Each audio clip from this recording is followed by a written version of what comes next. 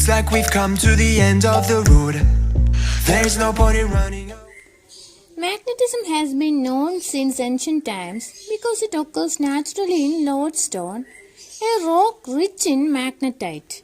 But in ancient times, magnets had a supernatural mystery to them because people didn't really know the science behind how they work. However, the early Chinese are believed to have first used them for navigation purposes. Huang Ti, who was known as the Yellow Emperor, invented the south-pointing chariot in about 2634 BC in order to guide his troops out of enemy's smoke screen and finally defeated his enemies. It was a chariot with a statue of a lady that could rotate in any direction. It had an extended arm as if it was showing the way. The statue had an interesting property. It would rest in such a position that its extended arm always pointed towards south. By looking at the extended arm of the statue, the emperor was able to locate directions when he went to new places on his chariot. Let us make such a direction finder for ourselves. We will need a bar magnet, string and a stand. First step is to tie the string to the center of the magnet. Then suspend the magnet from the stand. Now rotate the magnet and observe the direction in which it comes to rest. Rotate the magnet in other directions and note the final direction in which it comes to rest.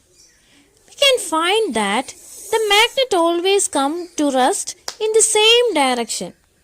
We can find that a freely suspended bar magnet always comes to rest in a particular direction, which is the north-south direction. The end of the magnet that points towards the north is called its north-seeking end or the north pole of the magnet. The other end that points towards the south is called south-seeking end or the south pole of the magnet. All magnets have two poles which are north and south pole. For centuries, travelers have been making use of this property of magnets to find directions. It is said that in olden days, travelers used to find directions by suspending natural magnets with a thread which they always carried with them. An instrument called compass was later developed to find directions easily. A compass consists of a small circular box with directions marked on it. It has a magnetic needle at its center which can rotate freely.